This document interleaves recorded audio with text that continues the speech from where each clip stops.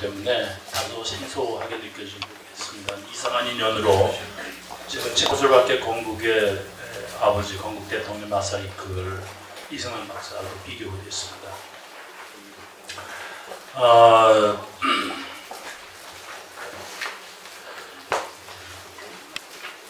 아까 여러분도 말씀하셨지만 제가 이것을 쓰게 된 그 동기를 간단하게 말씀드리겠습니다. 그 선생님은 작고셨는데 김준범 선생님이신데 그분께서 한국 자본주의사 1, 2, 3권을 쓰셨어요. 그런데 거기 시대 구분의 3.1 운동 1919년이 중요하다는 의미에서 그 비교사적 입장에서 3.1 운동을 비교해보는 것도 큰 의의가 있다라는 글을 남기셨습니다. 그러면서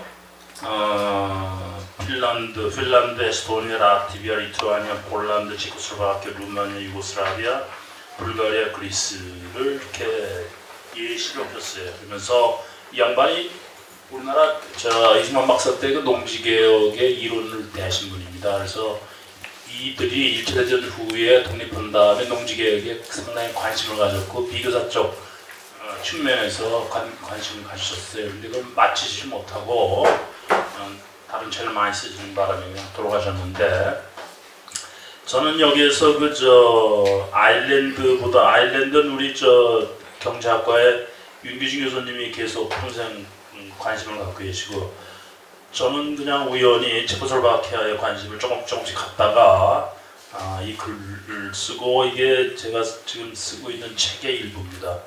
네, 제가 용서의 말씀을 드리고 싶은 건 제가 체코의 말이나 슬로바키아 말을 모릅니다.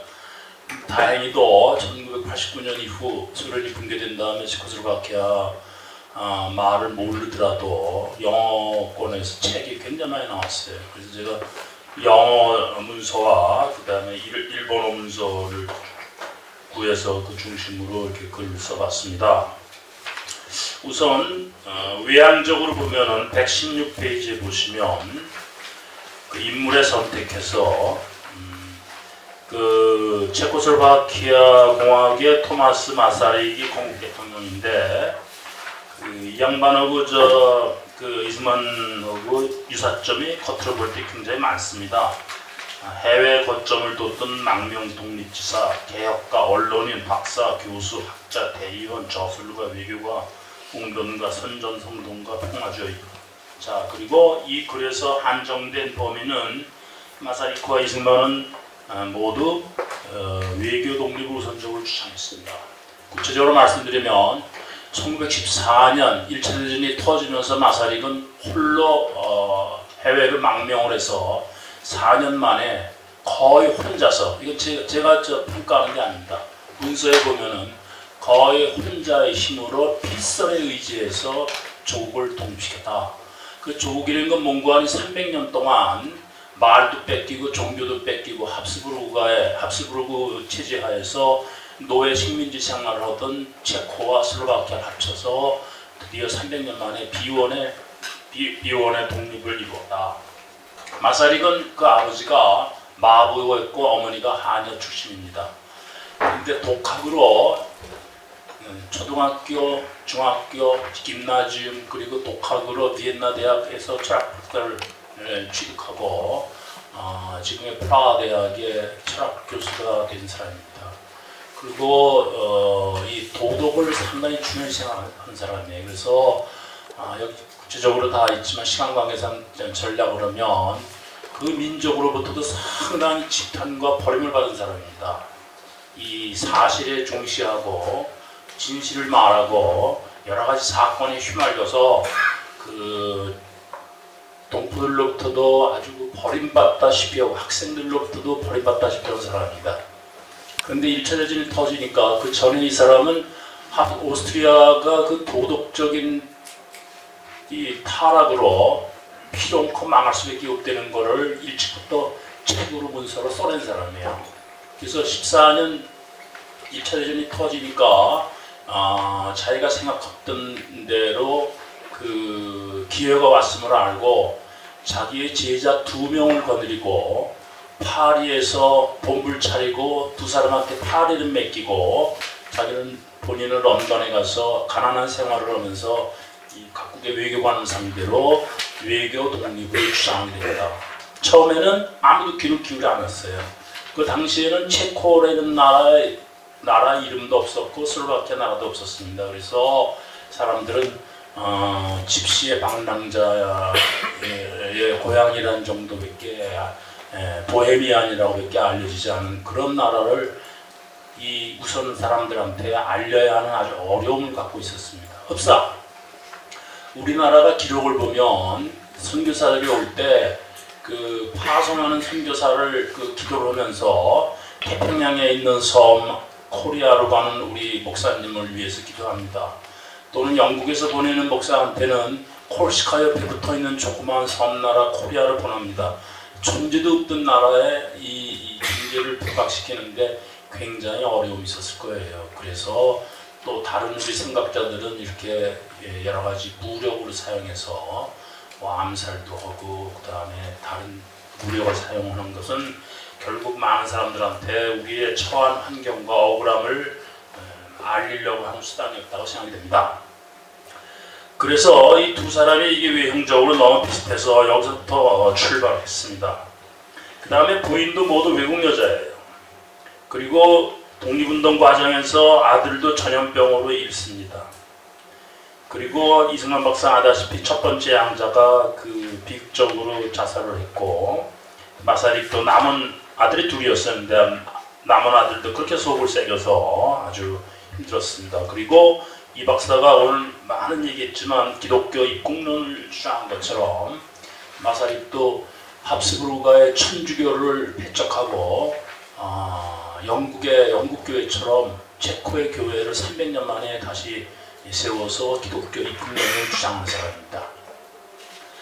책도 많이 썼고 두 분 다 신문에 글도 많이 썼습니다. 그리고 독립운동의 방법으로 각종 회의와 언론 매체를 사용하고 다 똑같습니다.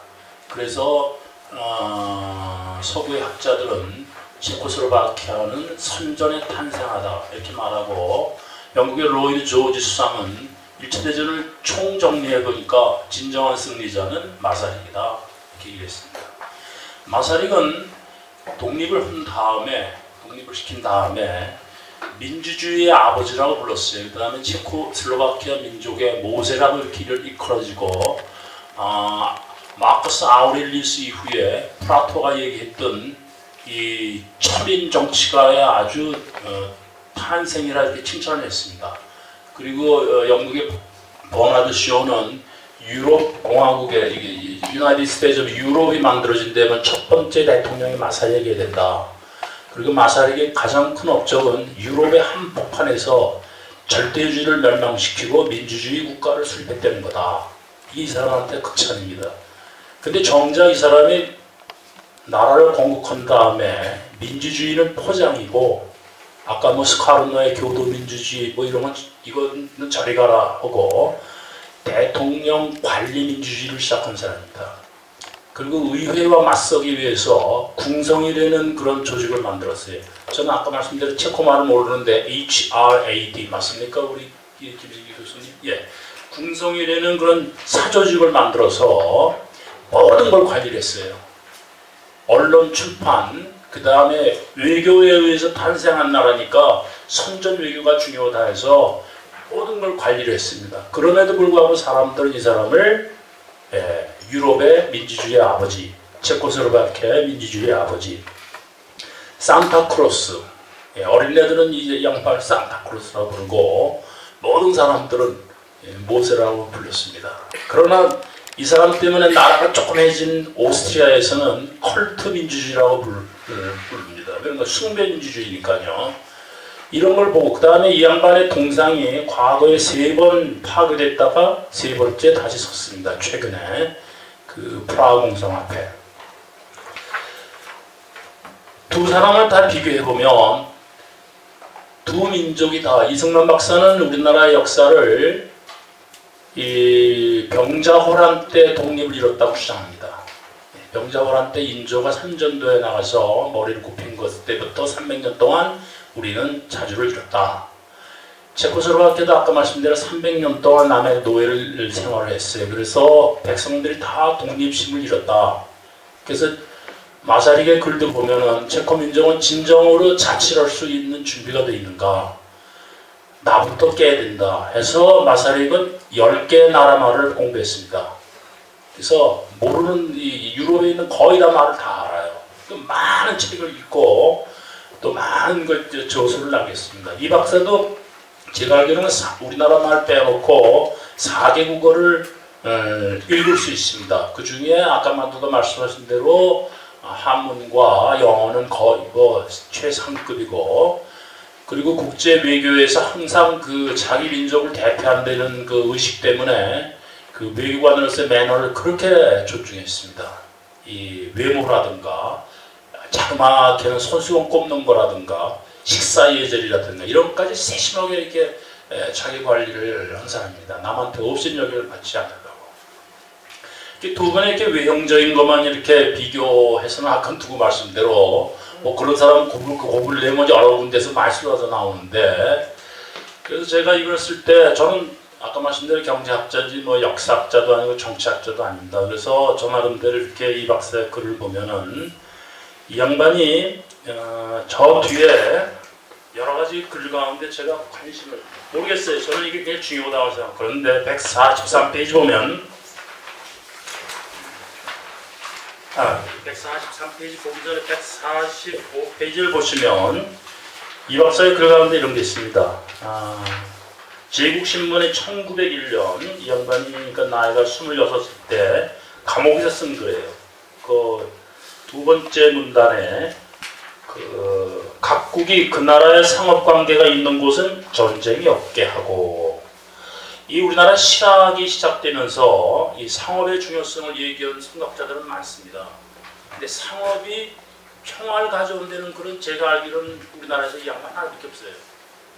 근데 이 글을 어디서 내가 봤다고 생각하는 거니 칸트의 영국평화론에 나옵니다. 그 앞에 143페이지 보면 칸트의 영국평화론에 영향을 받은 듯하다 하면서 자연은 현명하게도 세계를 여러 나라로 나누는데 그런 한편 자연은 상호기식이라는 수단으로 국가들 하나로 묶는다.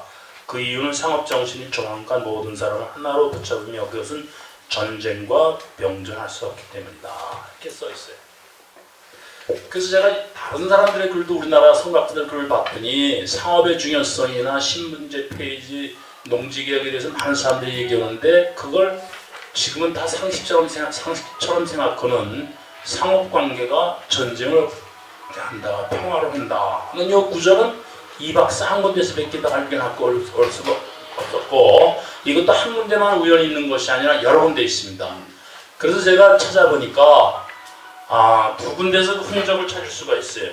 독립협회에서 나온 독립협회 회고에 칸트를 소개한 글이 있습니다. 신용환 선생님이 독립협회 연구해 보면 몽테스큐 등 해가지고 칸트의 글을 소개한 게 있습니다.